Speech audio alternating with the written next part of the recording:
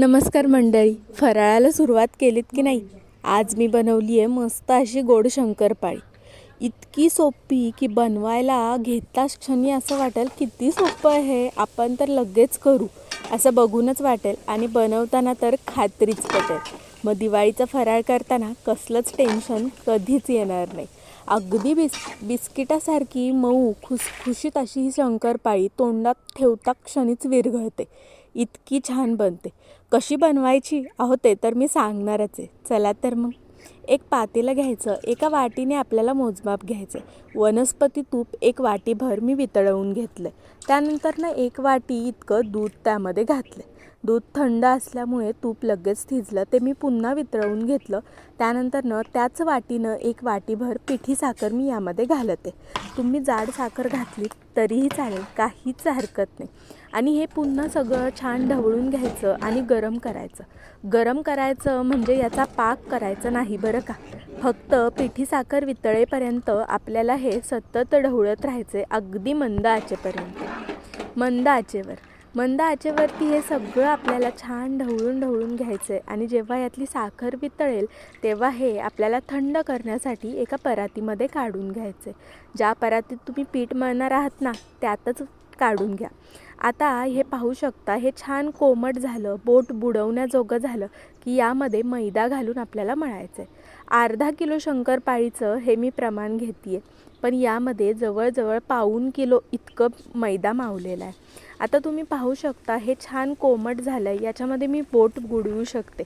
जास्त थंड झालं तर तूप पुन्हा थिजेल आणि मळायला अतिशय कठीण जाईल. त्यामुळे कोमट असतानाच यामध्ये मी जवळजवळ अर्धा किलो इतका मैदा घालून घेतला आहे. थोडा करत घालायचा आहे. निम्म्याहून अधिक मैदा घालून घेतला आहे आणि पुन्हा हे सगळं मिक्स करत जितका मैदा आपल्या या मिश्रणामध्ये ॲड होऊ शकतो तितकाच मैदा आपल्याला यामध्ये घालायचा आहे. अगदी जास्त घालायचं नाही. त्यामुळे थोडा करत या पद्धतीनं तुम्ही यामध्ये मैदा वाढवू शकता. जवळजवळ पाऊण किलो इतका मैदा मी या पिठामध्ये मिक्स केला. आता छानपैकी मी हे पीठ मळून घेते आहे. तोपर्यंत तुम्ही मला सांगा, तुम्हाला शंकरपाळी बनवायला आवडते का? शंकरपाळी तसं म्हटलं तर बनवायला सगळ्यात सोपी, पण हो, तरीही तुपाचं प्रमाण चुकलं तर शंकरपाळी बिघडते हे मात्र नक्की बरं का. त्यामुळं एखाद्या भांड्यानं सेम प्रमाणामध्ये आपल्याला तूप, दूध किंवा पाणी आणि त्याचबरोबर साखर घ्यायची. तीनही गोष्टींचं प्रमाण सेम ठेवायचं आहे. दुधाऐवजी पाणी वापरलं तरीही काहीच हरकत नाही. शंकरपाळी तितकीच खुसखुशीत आणि टेस्टी होते. या पद्धतीनं आपल्याला सगळं पीठ मळून घ्यायचं आहे. फार मळत बसायची काहीही गरज नाही. तुम्ही पाहू शकता, मी पीठ मळलं आहे आणि पीठ अशा पद्धतीने तोडून पाहिलं तर आतमध्ये भरपूर सारे क्रॅक्स दिसतात. काहीच हरकत नाही, हे क्रॅक्स असेच दिसू द्यात. याच्यामुळंच तर आपल्या शंकरपाळीला छान असे लेयर्स सुटणार आहेत. मस्त लेअरवाली शंकरपाळी सध्या ट्रेंडमध्ये. व्हिडिओ शेवटपर्यंत पहा, म्हणजे लेयर्स येण्यासाठी काय करायचं तेही मी एक ट्रिक यामध्ये सांगितली. आता या पिठाचे मी मोठमोठे गोळे तयार करून घेते. गोड शंकरपाळी ही थोडीशी जाडसर असते, त्यामुळं मोठमोठे गोळे केलेत. चपातीला लागतो त्याच्या दुप्पट किंवा तिप्पट असे गोळे तयार करून घ्यायचेत आणि मग पुन्हा याची आपल्याला छान अशी चपाती लाटून घ्यायची. त्या अगोदर तुम्ही पाहू शकता, असे ओबडधोबड मी गोळे तयार करून घेतलेले आहेत. अगदीच मऊ मुलायम करायची काहीच गरज नाही, त्यामध्ये वेळ घालवू नका. तोपर्यंत आपण कढईमध्ये मस्त तेल कडकडीत तापण्यासाठी ठेवायचं आहे, कारण शंकरपाळीसाठी आपल्याला छान तेल तापवून घ्यायचं आहे. आता पोळपाटावरती आपल्याला या पद्धतीचा एक गोळा घ्यायचा आहे आणि त्या गोळ्याची बऱ्यापैकी जाडसर अशी चपाती लाटून घ्यायची. तुम्ही पाहू शकता, बऱ्यापैकी 1 सेंटीमीटर इतक्या जाडीची आपल्याला चपाती लाटून घ्यायची. चपाती गोलगरीत होण्याची काहीच गरज नाही, पण चपाती लाटताना या पद्धतीनं घड्या नक्की द्या. या अशा पद्धतीनं जर घड्या दिल्यात तर तुमच्या शंकरपाळीला लेयर्स येणार म्हणजे येणारच. 101% तुमच्या शंकरपाळीला मस्त लेयर्स सुटतील. आणि त्याचबरोबर ही शंकरपाळी इतकी खुसखुशीत होती, इतकी मस्त होती की तोंडात टाकता क्षणीच विरघळते. आता साखरेचं प्रमाण तुम्ही तुमच्या पद्धतीनं कमी जास्त करू शकता, पण जास्त प्रमाण घेतलं तर शंकरपाळी कडक होण्याची शक्यता तेवढी असते. आणि तुपाचं प्रमाण जर जास्त झालं तर शंकरपाळी तळताना तेलामध्ये विरघळू शकते. अशा पद्धतीनं चपाती लाटून घेतल्यानंतर आपल्याला छान त्याच्या कडा काढून टाकायच्यात आणि एक स्क्वेअर तयार करून घ्यायचा. या पद्धतीनं चौकोन केला की शंकरपाळी कापायला आणखीनच सोपं जातं. या पद्धतीनं सुरीच्या मदतीनं मी शंकरपाळ्या कट करून घेते. तुमच्याकडं पिझ्झा कटर असेल तर तुम्ही त्याचाही वापर करू शकता. त्यानंही अगदी छान अशा शंकरपाळ्या कापून तयार होतात. किंवा तुमच्याकडं कापण्या तयार करण्याचा चमचा असेल तर त्यानंसुद्धा तुम्ही शंकरपाळ्या कट करून घेऊ शकता.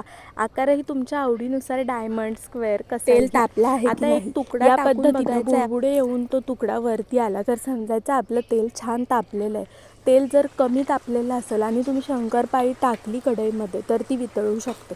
किंवा जास्त तापलेलं असेल तर शंकरपाळी वरनं करपेल आणि आतमध्ये तशीच राहील. त्यामुळं छान तेल तापल्यानंतरच शंकरपाळ्या आपल्याला तेलामध्ये सोडायच्यात. पहिली बॅच सोडत असताना एकदम खूप जास्त शंकरपाळ्या सोडू नका, कारण तेलाला तसा ताव आलेला नसतो. त्यामुळं पहिली बॅच जरा जपूनच तळायची.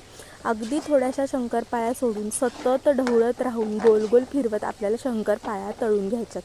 गोल गोल फिरवल्यामुळे काय होतं तर शंकरपाळी सगळ्या बाजूनं सेम पद्धतीनं तळली जाते.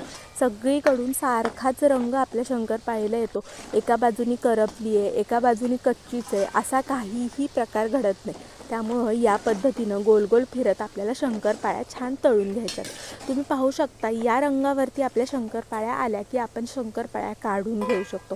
कारण की ही तळण्याची प्रोसेस शंकरपाळ्या बाहेर काढल्यानंतरही काही मिनिट्सभर चालूच राहते, जसं 1-1.5 मिनटं. त्यामुळं लवकरच शंकरपाळ्या काढून घ्यायच्या. या पद्धतीनं शंकरपाळ्या काढून घेऊ शकतो आपण. आणि याच पद्धतीनं मी सगळ्या शंकरपाळ्या हळूहळू तेलामध्ये सोडून तळून घेणार आहे. एकदम शंकरपाळ्या लाटून ठेवायची गरज नाही. 2-3 चपात्या लाटून त्याच्या शंकरपाळ्या तयार करून घ्या आणि मग त्या पुन्हा तळून घ्या. त्या तळेपर्यंत तुम्ही पुन्हा शंकरपाळ्या लाटा आणि मग पुन्हा तळा. सतत असं ढवळत तेवढं आपल्याला तळायचं आहे. सतत ढवळल्यामुळं सेम कलरवरती सेम पद्धतीनं आणि सगळीकडून मस्त अशी शंकरपाळी तळली जाते. ही शंकरपाळी ज्याला कोणाला तुम्ही खायला द्याल, ज्याला शंकरपाळी खायला आवडत नसेल तोही व्यक्ती शंकरपाळी खूप आवडीनं खाईल. अशा पद्धतीची ही शंकरपाळी तयार होते. दिसूनच तुम्हाला दिसत असेल की शंकरपाळी किती मस्त झाली आहे. खायला तर खूप छान लागते. आणि हो, चहासोबत शंकरपाळी खायला तुम्हाला आवडते का? आणि तुम्हाला कोणत्या पद्धतीने शंकरपाळी खायला आवडते? असाच डब्याचं झाकण उघडून एकामागून एक गप्पा मारत खायला आवडते, की चहामध्ये शंकरपाळी बुडवून मस्त चमच्याने ढवळून खायला आवडते? ते मला कमेंट करून सांगायला अजिबातच विसरू नका. आणि आपल्या चॅनलवरती नवीन असाल तर चॅनलला सबस्क्राईब तेवढं करून घ्या, म्हणजे असे छान छान व्हिडिओज तुमच्यापर्यंत नक्की येतील. आणि इतरही व्हिडिओ आपल्या चॅनलवरती आलेले आहेत दिवाळी फराळाचे किंवा वेगवेगळे देखील, तेही नक्की जाऊन पहा. आणि आपल्या शंकरपाळ्या बऱ्यापैकी आता तयार झालेल्या आहेत. जवळजवळ अर्धा ते पाऊण किलोच्या या शंकरपाळ्याचं प्रमाणात तयार केलेल्या या शंकरपाळ्या आवडल्या असतील तर एक लाईक करायला अजिबात विसरू नका. तुम्ही तोडूनही पाहू शकता. लेयर्स तर छान आलेत, ते दिसत आहेतच, पण 2 बोटांमध्ये सुद्धा शंकरपाळी तुटल्या जाते. इतकी खुसखुशीत झाली आणि टेस्टी देखील.